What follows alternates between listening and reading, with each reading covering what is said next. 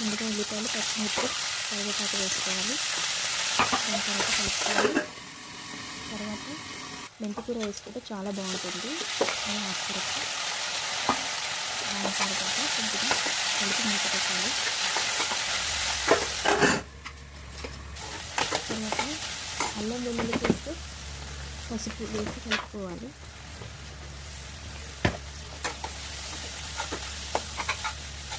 కొంచెం వేయాక తోటకూర వేసుకోవాలి.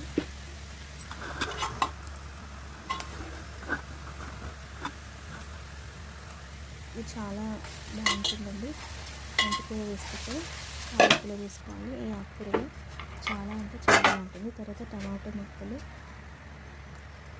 ఉప్పు, కారం వేసి కలుపుకోవాలి.